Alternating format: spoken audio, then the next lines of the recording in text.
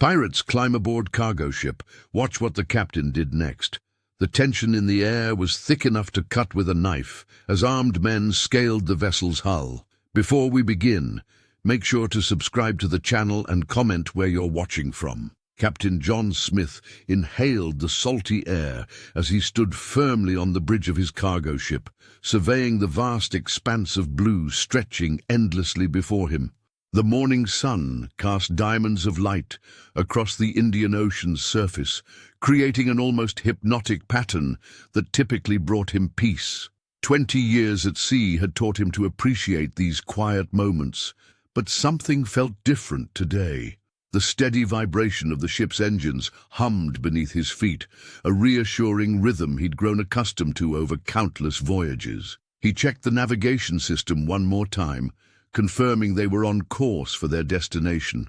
The cargo, containers stacked neatly below deck, represented livelihoods and businesses waiting for their shipments. John took this responsibility seriously. A movement on the horizon caught his eye. The captain reached for his binoculars, focusing on what appeared to be 3 small vessels moving in an unusual formation. His stomach tightened. Most fishing boats in these waters operated independently, not in coordinated patterns. These vessels were approaching too quickly, too purposefully. "That's not right," he muttered, years of experience setting off alarm bells in his mind. The vessels adjusted their course simultaneously, clearly targeting his ship. John felt a chill run down his spine despite the warm tropical morning. He'd heard the reports. Piracy was on the rise in these waters again. The briefing before departure had warned of increased activity, but he'd hoped their route would avoid any trouble zones. John's hand moved swiftly to the radio mounted on the console. His fingers tightened around it as he pressed the transmission button, his voice cutting through the morning calm with authority that left no room for questions.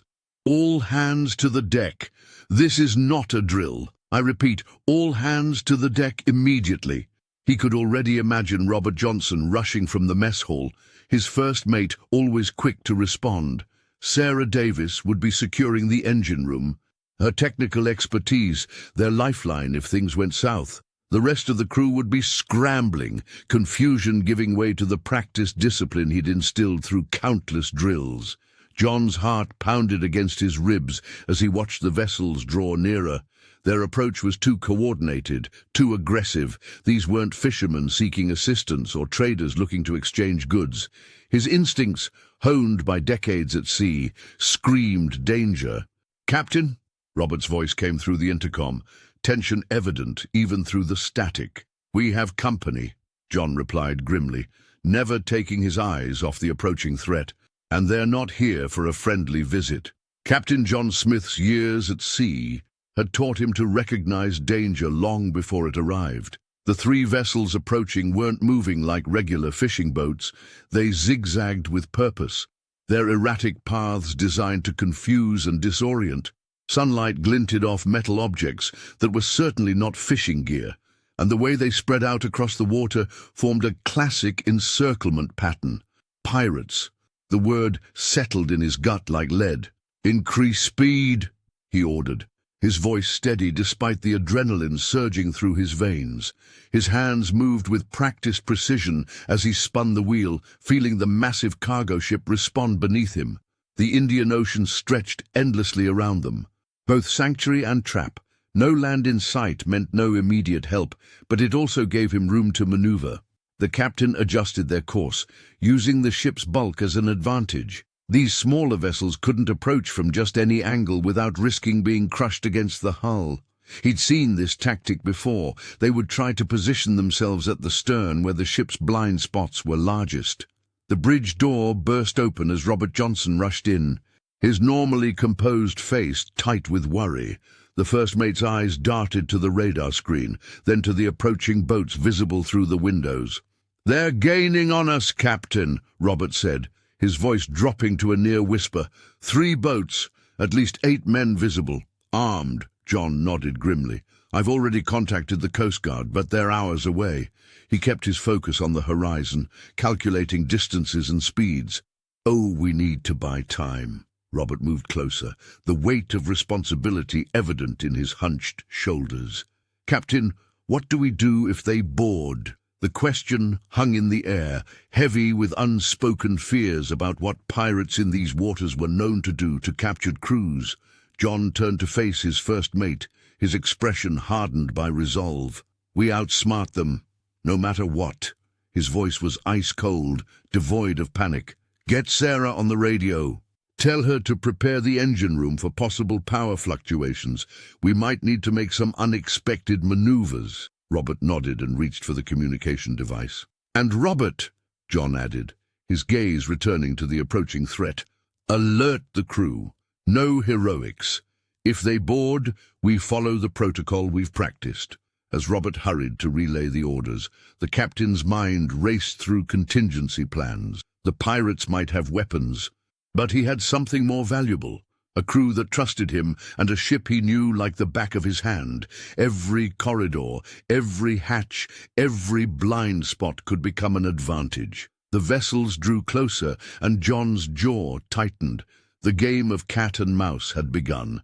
A deafening metallic clang reverberated through the cargo ship's hull, freezing every crew member in place. Captain John Smith's experienced ears recognized the sound immediately, grappling hooks biting into steel. The third pirate vessel had somehow slipped beneath their radar while they focused on the two visible threats ahead. "They're boarding!" Robert Johnson shouted, his face paling as he rushed to the bridge window. Sure enough, shadowy figures were scaling the side of the ship with alarming speed, their movements betraying both desperation and practice. John grabbed the intercom microphone, his knuckles white, but his voice deliberately measured. "Attention all crew members. This is your captain speaking. We have boarders on the starboard side. Everyone retreat to the mess hall immediately. I repeat, everyone to the mess hall." He paused, then added with steel in his tone, "No heroics today. We stick together and follow the protocol we've practiced." From the engine room, Sarah Davis heard the announcement and quickly secured the essential systems. Her hands moved with practiced efficiency, despite the tremor of fear running through them. The chief engineer knew that keeping power flowing would be crucial in the coming hours. "Everyone out," she commanded her two assistants. "To the mess hall, now!"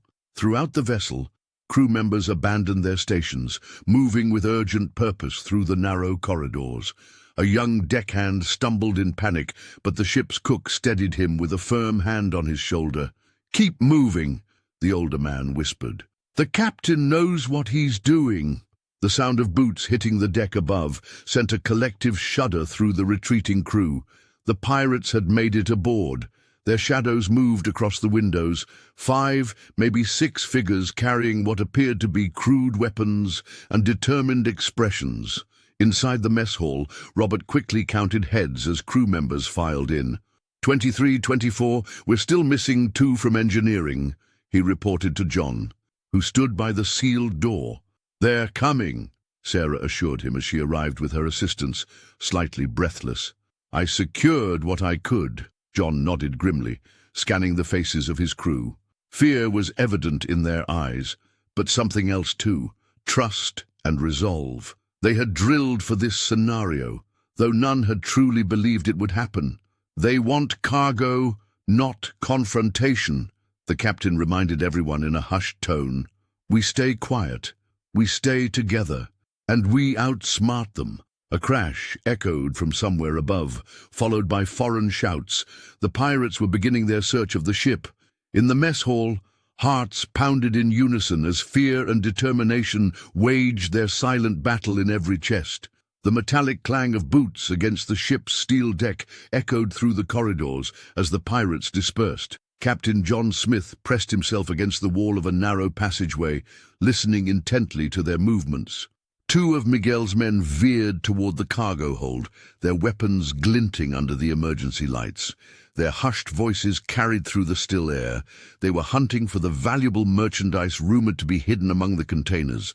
"They've taken the bait," John whispered to Robert Johnson and Sarah Davis, who crouched beside him in the shadows. The captain's mind was already racing through possibilities. calculating risks and advantages with the precision that had earned him his command. Sarah tucked a strand of hair behind her ear, her eyes bright with nervous intelligence. "We could use Container 14, the chief engineer suggested. It's empty except for some maintenance equipment, and I can rig the door mechanism." John nodded, appreciating her quick thinking. "Robert, you'll need to lure them there. Make noise, but stay safe." The first mate swallowed hard, but squared his shoulders. "I can do it, Captain." While Robert moved into position, John and Sarah worked with practiced efficiency. They hastily prepared the trap, Sarah's nimble fingers connecting a makeshift trigger to a canister of blinding powder she'd retrieved from the emergency kit. The fine particles would temporarily disorient without causing permanent harm. John was determined to protect his crew without unnecessary bloodshed. "Ready?" Sarah whispered, stepping back from her handiwork. Robert appeared at the far end of the cargo area, deliberately knocking over a metal tool. The sound reverberated through the space, and the pirates' heads snapped toward the noise. The first mate darted between containers, making himself just visible enough to draw their pursuit. "There!" one pirate hissed, and both men gave chase, their greed overriding caution. John watched from his hiding place as Robert led them on a winding path toward the prepared container. When they approached, the first mate slipped inside, leaving the door ajar, an irresistible invitation. The pirates hesitated only briefly before following, weapons raised.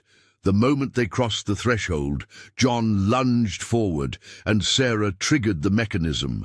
A cloud of fine white powder burst from the ceiling, filling the air with a choking haze. The pirates stumbled backward, coughing and clawing at their stinging eyes. Robert slipped out through a side panel Sarah had prepared, and John slammed the container door shut. The heavy lock clicked into place, sealing the disoriented men inside. "Like trapping wild animals," Sarah murmured, her voice tinged with both relief and unease, as muffled shouts and banging erupted from within the container. John placed a steadying hand on her shoulder. "Two down," he said quietly. "But Miguel and the others are still out there. This is just the beginning." The fluorescent lights flickered overhead as 23 crew members huddled in the mess hall, their breathing shallow and quick. The normally spacious dining area felt suffocatingly small, with everyone packed inside. Sarah Davis knelt beneath a control panel she'd pried open, her fingers working deftly among the tangle of wires, while sweat dripped from her forehead onto the metal floor. "I need to reroute power from the cargo holds," she muttered, yanking a blue wire free and connecting it to another circuit. "If they cut the main lines, we'll still have communications and emergency protocols." A young deckhand named Torres trembled beside her, handing tools when requested. Sarah paused her work briefly, placing a reassuring hand on his shoulder. "We've trained for this," she whispered. "Captain Smith knows what he's doing." Across the room, John Smith hunched over the emergency radio, his weathered face illuminated by its dim light. Static hissed and popped as he repeatedly attempted contact with authorities. The rest of the crew watched him with desperate hope, clinging to his composure like a lifeline. "Coast Guard, this is cargo vessel Meridian. We are under pirate attack at coordinates 243 by 187, requesting immediate assistance." His voice remained steady, betraying none of the fear that knotted his stomach.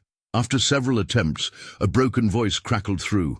"Meridian, this is Coast Guard Station Delta. We copy your distress call. Vessels dispatched to your location. ETA 4 hours. A collective groan rippled through the crew. 4 hours might as well be 4 days. Robert Johnson moved to stand beside his captain, keeping his voice low. "Sir, they'll have found us by then."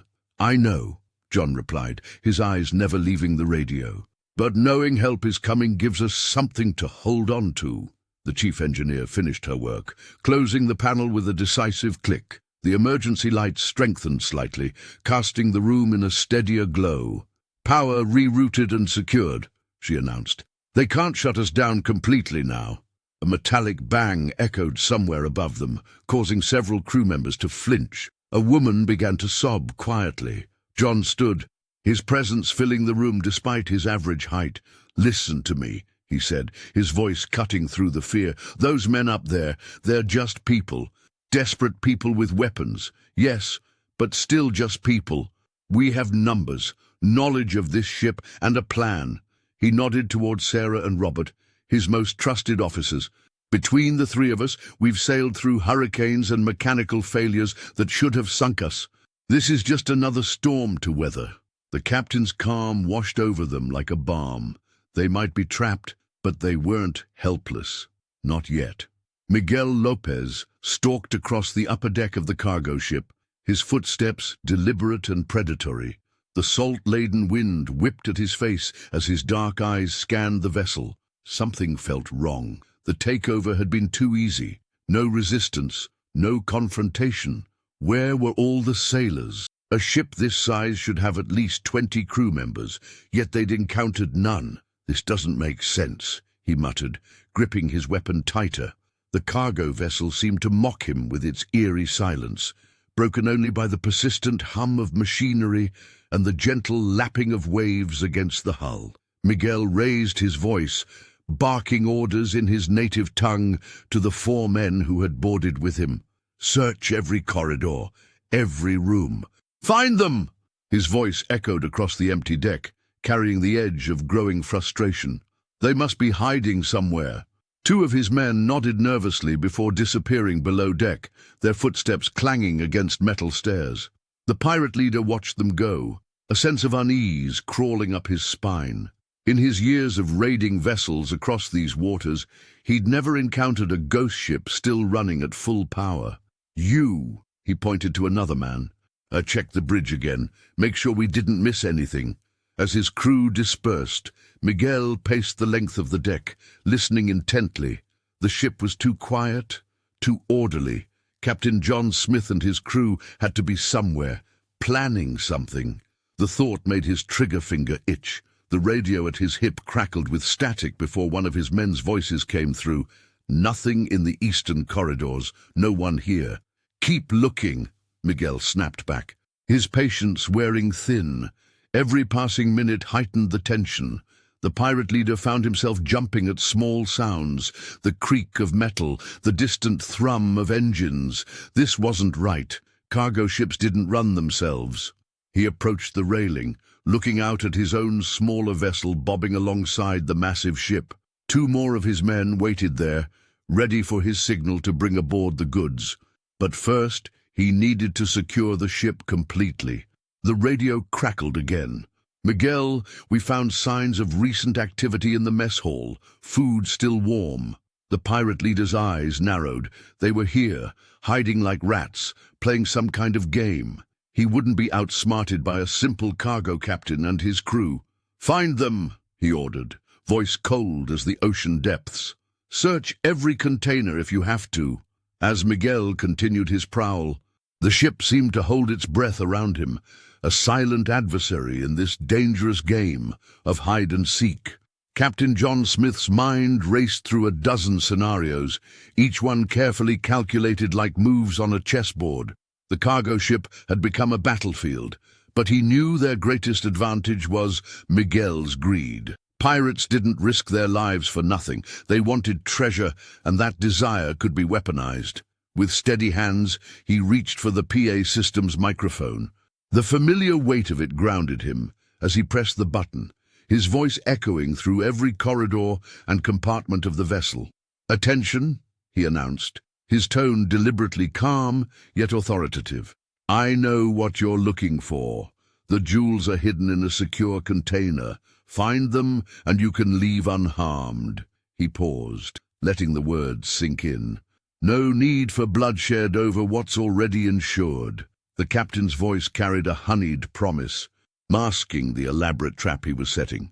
From his vantage point near the bridge, John could see Miguel's reaction through a security monitor Sarah had managed to keep operational. The pirate leader froze, his weathered face tightening with suspicion.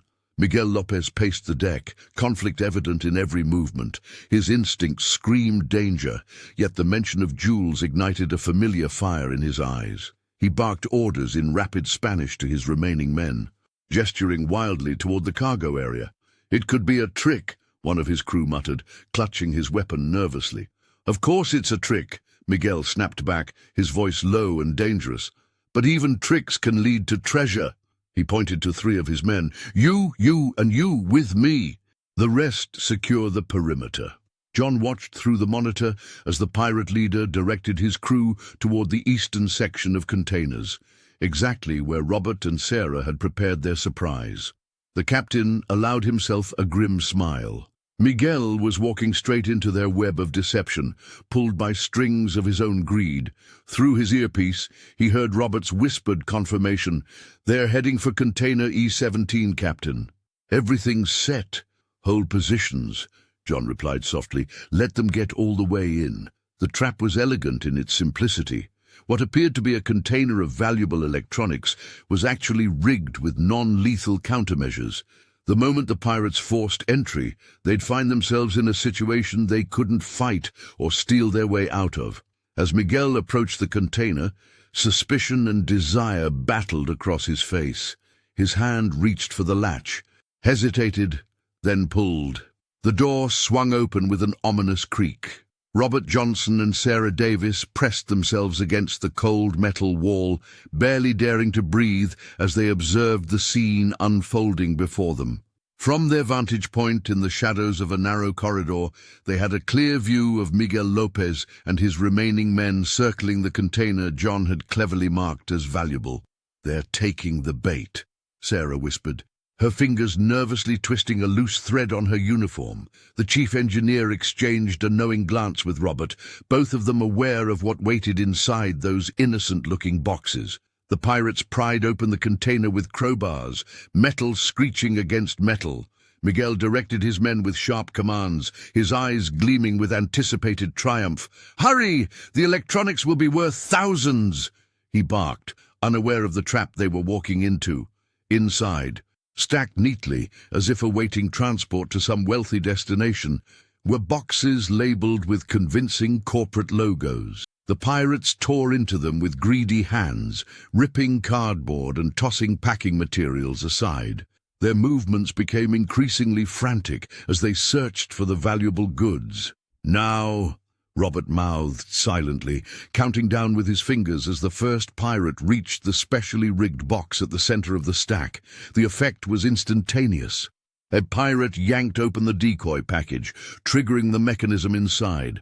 A brilliant blue dye erupted, coating his face and chest. He staggered backward, cursing in shock, colliding with another man who had just activated a smoke bomb. Thick, choking clouds billowed through the container space, transforming the orderly theft into chaos within seconds. "My eyes!" one of the men screamed, clawing at his face where the dye had splashed. Miguel Lopez stumbled toward the exit, temporarily blinded and disoriented, his authority crumbling as quickly as his plan. Sarah nodded to Robert, and they pulled their bandanas over their noses and mouths before giving the signal.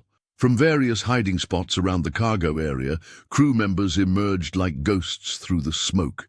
They moved with purpose, just as Captain Smith had drilled them during countless safety exercises. 2 deckhands tackled a pirate who was frantically wiping at his dye-stained eyes. Robert lunged forward, using his weight to bring down another man who was fumbling with a weapon.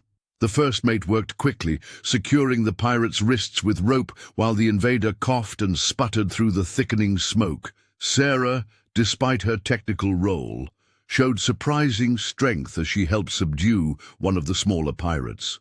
The engineer knocked his legs out from under him with a well-placed kick, sending him sprawling onto the deck. Through the chaos of shouts, coughs, and the hiss of remaining smoke bombs, the crew began to gain the upper hand. The pirates, expecting easy plunder, found themselves outmaneuvered by seafarers who refused to surrender without a fight. Through the haze of chemical smoke, Captain John Smith raised his hand and brought it down in one decisive motion. "Now!" he bellowed, his voice cutting through the chaos like a foghorn. The crew erupted from their hiding places throughout the cargo area. What had seemed like an empty ship suddenly teemed with determined sailors, each armed with whatever makeshift weapons they could gather. Some clutched batons, others held coils of rope ready to subdue their attackers. Robert Johnson launched himself at the nearest pirate, a wiry man still coughing and pawing at his eyes from the dye pack explosion. The first mate's body collided with the intruder, sending them both crashing against a container wall. Despite the pirate's desperate struggles, Robert maintained the upper hand, leveraging his knowledge of the ship's layout against the disoriented invader. "Stay down!" he commanded, forcing the man's arms behind his back. With practiced efficiency honed through maritime security drills, he looped rope around the pirate's wrists, securing knots that would hold against even the most determined struggling. Across the deck, Sarah Davis spotted one of Miguel's men stumbling toward the control panel that operated the cargo bay doors. The chief engineer's eyes widened with alarm. If he reached those controls, he could potentially trap half the crew or worse, damage critical systems. "Not today," she muttered, abandoning her position behind an electrical junction box. Sarah sprinted across the open space, her determination propelling her forward despite the danger. She caught the pirate by his collar just as his fingers brushed the control panel, yanking him backward with surprising strength. The man whirled around, swinging blindly, but Sarah ducked beneath his wild punch. She swept her leg in a low arc, a move she'd learned during shipboard self-defense training, and sent him sprawling to the deck. Without hesitation, she dragged him away from the sensitive equipment, her face set with steely resolve. Throughout the cargo hold, similar scenes unfolded as the crew worked in coordinated pairs to subdue the intruders. John moved between groups, directing efforts and ensuring no one was cornered or overwhelmed. His calm commands steadied those whose hands trembled with fear or adrenaline. "Secure them together," the captain ordered, as 3 more pirates were brought under control. "Use the emergency restraints from the security locker." The tide had turned dramatically. What had begun as a terrifying invasion was transforming into an unexpected victory for the cargo ship's crew. As the smoke began to clear, revealing the subdued pirates sitting in defeated clusters, a tentative sense of triumph spread through the sailors, but John's expression remained vigilant. They hadn't accounted for Miguel Lopez yet, and the captain knew the pirate leader wouldn't surrender easily. The crew's victory cheer died in their throats as the ship's lights flickered ominously. One moment they were celebrating their triumph over the pirates, and the next, darkness swallowed half the vessel. Emergency lights sputtered weakly, casting eerie shadows across frightened faces. "The power grid," Sarah Davis shouted, already moving. The chief engineer's mind raced through possible scenarios: sabotage, damage from the boarding, or system failure, whatever the cause. Without power, they were sitting ducks. "I need to get to the engine room now." She sprinted down the corridor, her footsteps echoing against metal walls. The ship felt different in the dim light, more threatening, as if the darkness itself had become an enemy. Behind her, she could hear Robert Johnson organizing the remaining crew members to secure their captives. Meanwhile, Captain John Smith's instincts flared. Something wasn't right. Through the half-darkness, he caught a glimpse of movement, a shadow slipping away from the group. One of Miguel's men had broken free in the confusion and was heading toward the helm. "Robert, keep everyone here," John commanded, already in pursuit. If the pirate reached the bridge, he could disable their navigation systems, or worse, change their course entirely. The captain's boots pounded against the floor as he chased the fleeing figure through the labyrinthine corridors. In the engine room, Sarah worked frantically, her hands moving with practiced precision despite the poor visibility. Sweat beaded on her forehead as she traced the power failure to its source. "Come on, she muttered, bypassing damaged circuits and rerouting power through secondary systems. John's lungs burned as he pushed himself harder. The corridors seemed to stretch endlessly before him, each turn revealing only more shadows. The emergency lights cast just enough illumination to navigate, but not enough to spot his quarry until it was almost too late. The pirate had gained ground, disappearing around corners just as John arrived. The captain could hear the man's ragged breathing, the desperate scramble of someone with nothing to lose. This wasn't just about escape anymore. This was about revenge. Back with the crew, Robert paced anxiously, torn between following his captain and maintaining order. The captured pirates watched with calculating eyes, sensing the shift in power. If the lights went out completely, chaos would follow. Sarah's fingers flew over control panels, bypassing safety protocols in her desperation to restore power. Just a few more seconds, she whispered to herself, aware that somewhere above, John was hunting a desperate man in near darkness. The ship groaned around them, as if sharing their anxiety. Every creaking metal joint, every distant thud of footsteps amplified the tension. The victory they'd thought was theirs now hung by the thinnest thread, with darkness closing in and danger still lurking in the shadows. The fluorescent lights of the bridge cast harsh shadows as Captain John Smith burst through the door, his breath coming in ragged gasps. He froze instantly. One of Miguel's men stood at the control panel, a pistol clutched in white-knuckled hands. The pirate's eyes were wide with desperation, darting between the captain and the door. "Don't move," the man hissed, the weapon trembling visibly, sweat beaded on his forehead, dripping down his temple. This wasn't a hardened killer, John realized. This was someone terrified, cornered, and therefore infinitely more dangerous. The captain raised his hands slowly, deliberately, his mind racing through scenarios. The bridge controls lay just beyond the pirate, the heart of the vessel, without which they'd be adrift and vulnerable. Outside, the distant rumble of thunder punctuated the tense silence. "You speak English?" John asked, keeping his voice steady despite the adrenaline coursing through his veins. The pirate nodded once, adjusting his grip on the pistol.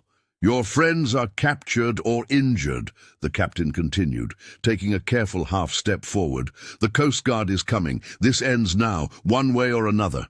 "Stay back!" The man's voice cracked with panic. The weapon now pointed directly at John's chest. The captain could feel his heartbeat hammering against his ribs, but his expression remained impassive. Years of command had taught him that showing fear only escalated situations. He thought of Robert and Sarah below decks, of his crew huddled in the mess hall, their lives hanging on his next decision.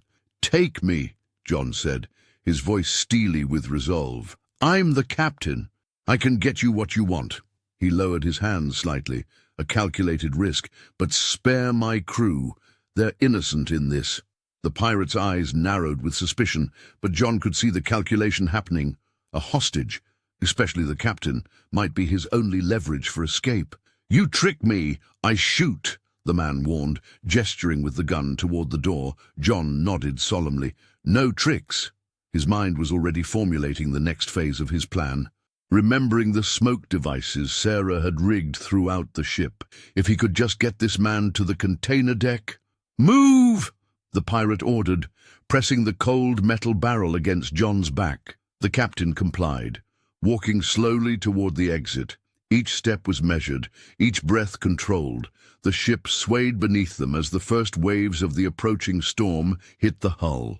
John's thoughts turned to the radio he'd left active, hoping Robert or Sarah might be listening, might understand what he was about to do. As they stepped into the corridor, John spoke again, his words seemingly directed at his captor, but encoded with meaning for any crew member who might hear. "I'll show you where the real treasure is kept." The pirate's grip tightened around Captain John Smith's arm as he dragged him across the deck. Sweat beaded on the man's forehead, his eyes wild with greed and desperation.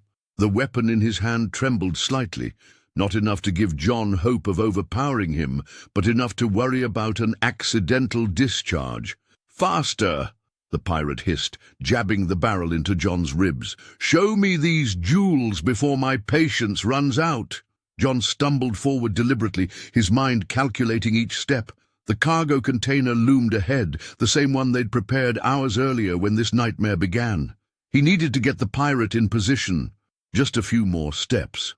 "They're inside," John said, keeping his voice steady despite his racing heart, hidden beneath the floor panels. The pirate shoved him toward the container door, suspicion and desire warring in his expression. John could almost see Miguel's training in the man's movements, cautious yet hungry. The captain raised his hands slowly, making himself appear compliant while his eyes darted to the hidden camera mounted in the corner of the corridor. "Open it!" the pirate demanded, gesturing with the gun. John pulled the heavy door with deliberate slowness. Inside, wooden crates stamped with shipping labels sat innocuously. The pirate's breathing quickened at the sight. "Where?" he demanded. Stepping forward, exactly as John had hoped, the captain took a deep breath, steadying himself. Now was the moment. His voice, calm and deliberate, echoed through the ship's communication system. "Release the smoke." Down in the engine room, Sarah Davis heard the command through her earpiece. Her fingers flew across the control panel, bypassing safety protocols with practiced efficiency. "Hang on, Captain," she whispered to herself as she triggered the final device they'd prepared. Within seconds, thick white smoke billowed from hidden vents throughout the deck. The pirate cursed violently as visibility dropped to zero, his eyes stinging and watering. He fired blindly, the shot ricocheting off metal with a deafening clang. John dropped to the floor instantly, years of emergency drills guiding his movements in the blinding haze. He heard the pirate coughing, disoriented and panicking as the smoke enveloped everything. "Where are you?" the man shouted, his voice breaking with frustration and fear. John remained silent, crawling quietly away from the sound of the voice, using the wall as his guide. The smoke was their equalizer, their last desperate gambit to turn the tables. Through the thick cloud, he could hear shouting from other parts of the ship as the remaining pirates lost their advantage. In the engine room, Sarah watched the security monitors flicker with ghostly images of smoke-filled corridors, her hand hovering over the emergency ventilation controls, waiting for the signal that would come only when their captain was safe. In the thick haze of smoke, Captain John Smith seized his moment. The pirate's grip had loosened in confusion, and John twisted violently, breaking free with a surge of adrenaline. He lunged forward, his shoulder connecting with the man's midsection. Both men crashed to the deck, the metallic clatter of the weapon skidding across steel punctuating their desperate struggle. "Not my ship," John growled, fingers clawing for control as they wrestled. The pirate fought with the desperation of a cornered animal, but the captain's resolve was forged from years at sea and the weight of responsibility for every soul aboard. In the engine room, Sarah Davis worked frantically, her fingers dancing across control panels. Sweat beaded on her forehead as she bypassed damaged circuits and rerouted power. "Come on," she whispered to the machinery she knew better than anyone. The systems responded to her touch like an old friend. First, a flicker, then a steady hum as electricity coursed through the vessel once more. Emergency lights blazed to life throughout the corridors, bathing the struggle on deck in harsh blue illumination. The captain finally wrenched the pistol from his opponent's grasp, rolling away and rising to his feet in one fluid motion. The pirate scrambled backward, terror replacing the bravado in his eyes as John stood over him, weapon now firmly in hand. "It's over," the captain said, his breath coming in ragged gasps. Outside, nature seemed to mirror the human drama unfolding on the ship. Dark clouds had gathered during their ordeal, transforming the once clear sky into a threatening canvas of slate and charcoal. The wind picked up suddenly, whistling through the containers stacked on deck and carrying the first spatters of rain. Robert Johnson appeared at the doorway, his shirt torn and a fresh cut above his eye. "Captain, we've secured 2 more below," he called out, voice barely audible above the strengthening gale. The chief engineer's voice crackled over the communication device. "Power's stabilized, but this storm's coming in fast."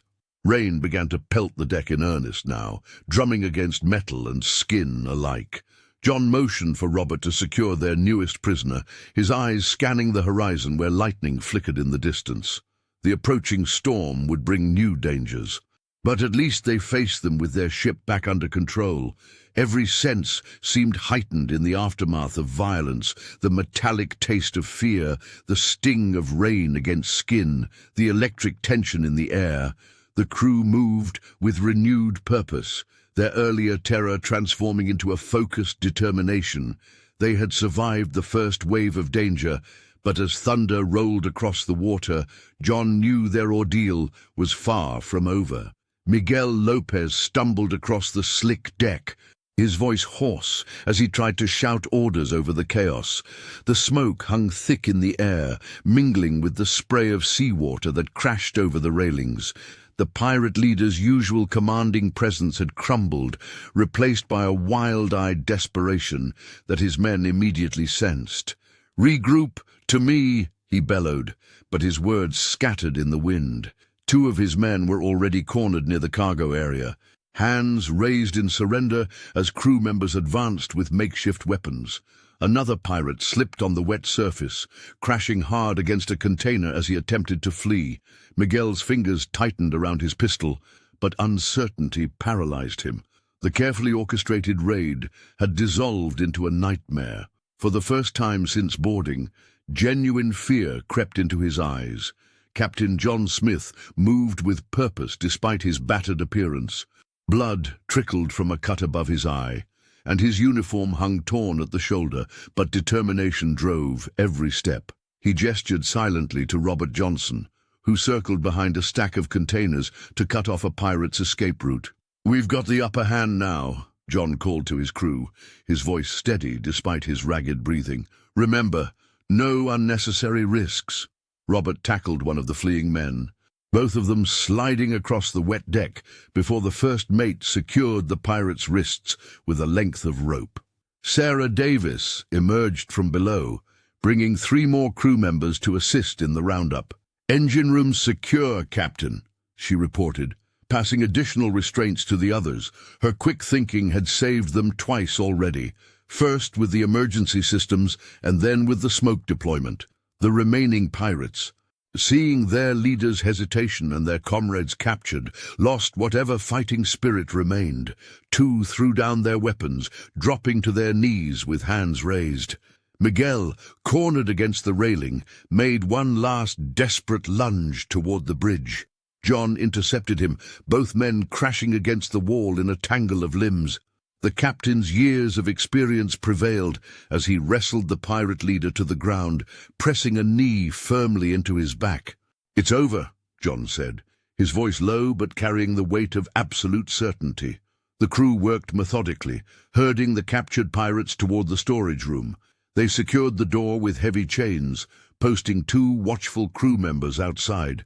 Inside, the invaders sat in dejected silence, the fight completely drained from them. Back on deck, the crew gathered around their captain, exchanging looks of disbelief that gradually transformed into cautious relief. They had done it, survived against impossible odds through quick thinking and teamwork. John wiped blood from his brow, surveying his people with quiet pride. They were battered and exhausted, but alive. For now, that was enough. The storm unleashed its fury, sending waves crashing against the hull with thunderous force. Each impact reverberated through the metal frame, making the cargo ship groan like a wounded beast. Down in the mess hall, the crew huddled together in exhausted silence, their faces illuminated by the dim emergency lights that cast long shadows across the walls. Sarah Davis moved among them, her steady hands checking for injuries despite her own fatigue. The chief engineer had been running on pure adrenaline for hours, and only now did the reality of their ordeal begin to sink in. They had survived, outmaneuvered and captured the pirates who had threatened their lives and livelihood. "Everyone holding up?" she asked, her voice barely audible above the storm's howl. Nods and murmured responses came back to her. Some crew members were bandaging minor cuts, while others simply stared into space, processing the trauma they'd endured. From somewhere deep within, the ship came the muffled sounds of their captives. Miguel Lopez and his men, now secured in the storage room, alternated between angry shouts and desperate pleas.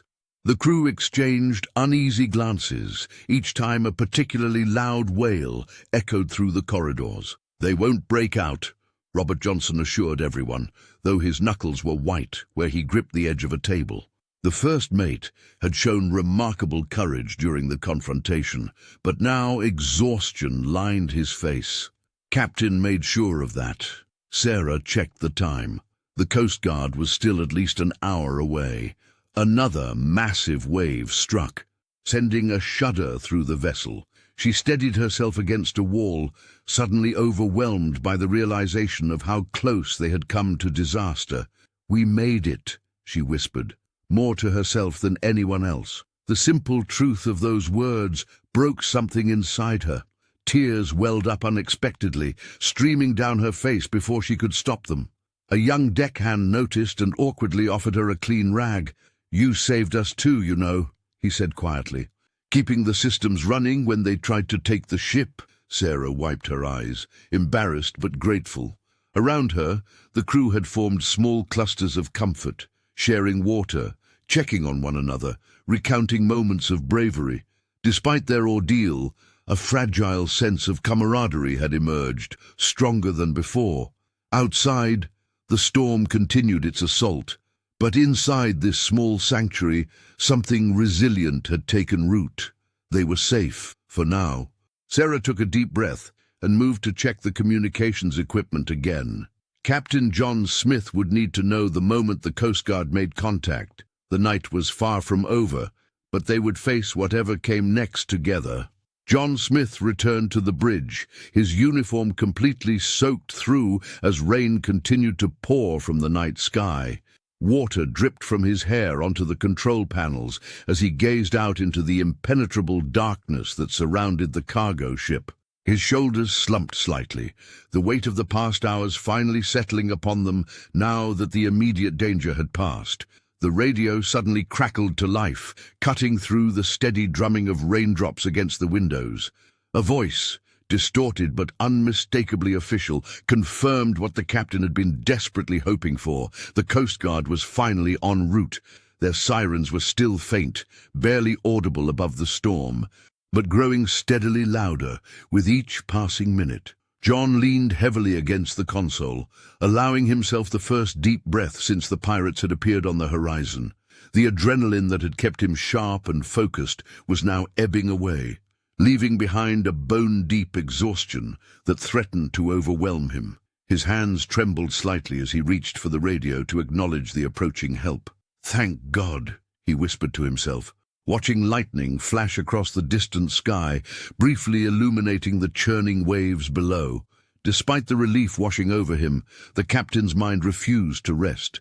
Instead, it replayed every decision he had made since first spotting those 3 small vessels approaching his ship.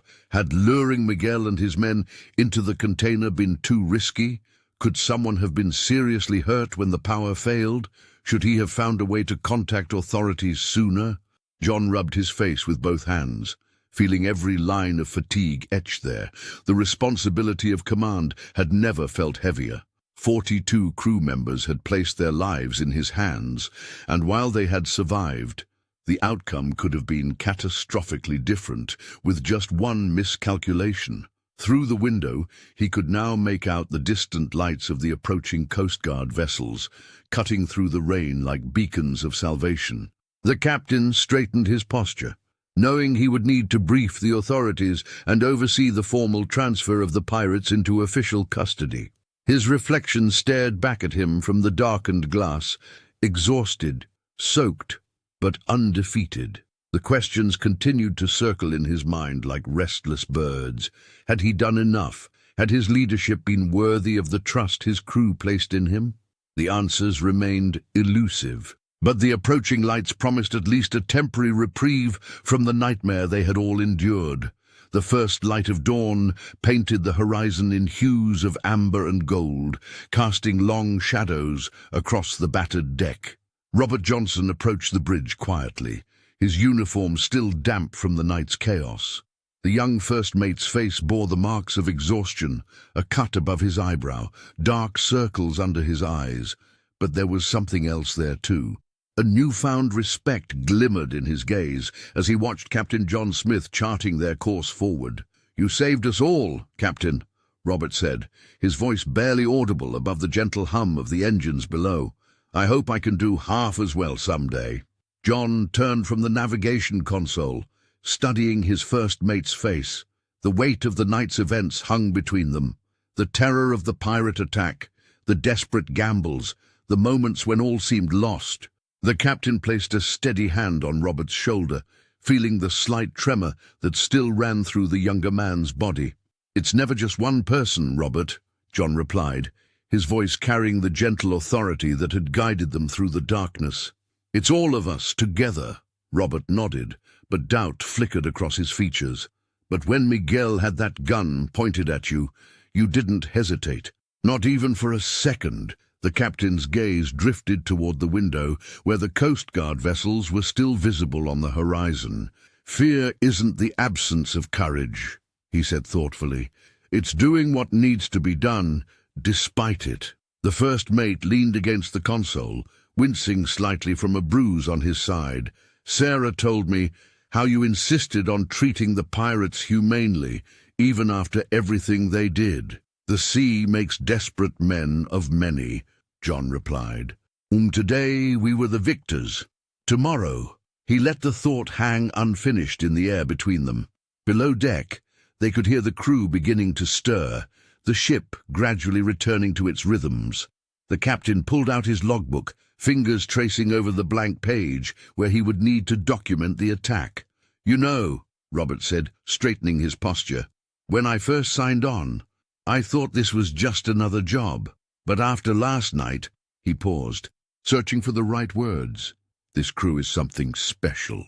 John smiled, the first genuine smile since the ordeal began. "That's the lesson the sea teaches us all eventually.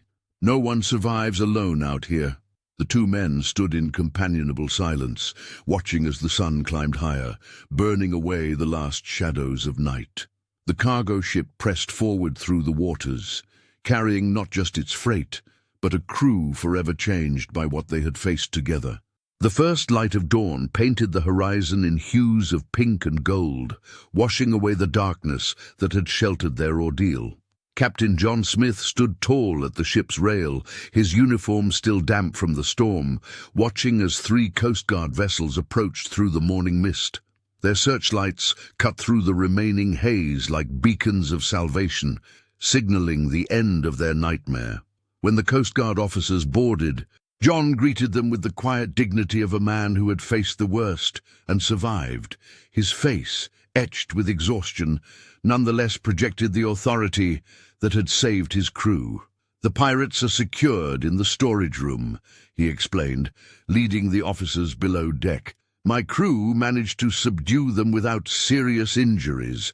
The lead officer, impressed by their handling of the situation, nodded respectfully. "You've done exceptional work, Captain." As they reached the makeshift prison, John paused, placing a hand on the officer's arm. "Treat the prisoners with dignity," he said firmly, his voice low enough that only the officers could hear. "They're desperate, not monsters. Poverty and desperation drive men to terrible choices." The officer seemed taken aback, but nodded in understanding. When the storage room door opened, Miguel Lopez sat hunched against the wall, his previous ferocity replaced by hollow resignation. His men, similarly subdued, barely looked up as the Coast Guard entered. The transformation from predators to captives was stark and unsettling. One by one, the pirates were handcuffed and escorted to the waiting vessels. John watched silently from the deck, the morning breeze cooling his face. Robert Johnson joined him, standing shoulder to shoulder with his captain. "Do you think they'll face justice or mercy?" the first mate asked quietly. "Both, I hope," John replied, his gaze following the last pirate being led away. "The sea makes hunters of us all sometimes." Sarah Davis emerged from below, her face showing the strain of the night, but her step steady. She handed both men steaming mugs of coffee, the simple gesture of normalcy almost overwhelming after what they'd endured. "The engine room's back to full capacity," she reported, leaning against the rail beside them. "We can resume course whenever you're ready." As the Coast Guard vessels pulled away with their prisoners, John couldn't help but reflect on the fine line between predator and prey on the open sea.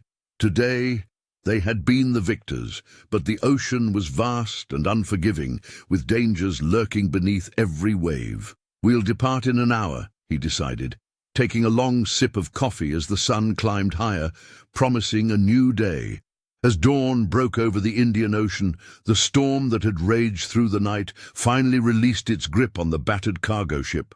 Sunlight pierced through dissipating clouds, illuminating the damage across the deck, scattered equipment, torn canvas, and the lingering evidence of their harrowing encounter with Miguel Lopez and his pirates. The crew emerged from their shelters one by one, blinking in the harsh morning light. Their faces, though marked with exhaustion, carried something else now: relief, pride, and the unspoken bond of survivors. They gathered on the main deck, some leaning against railings, others sitting on overturned crates, all processing the night's events in their own way. Sarah Davis pushed her way through a hatch, tools still hanging from her belt. The chief engineer had spent hours after the Coast Guard's departure restoring critical systems, her hands working tirelessly even as her mind replayed the terror of the attack. She watched as crewmates embraced each other without shame, their usual stoic demeanors softened by shared trauma. "Never thought I'd be so happy to see this rusty old deck," muttered a deckhand nearby, his voice cracking with emotion. Robert Johnson moved through the group, checking on each person, offering water and reassuring words. The first mate's leadership had grown stronger through the crisis, his earlier anxiety transformed into steady resolve. He caught Sarah's eye across the deck and nodded, a silent acknowledgement of what they'd accomplished together.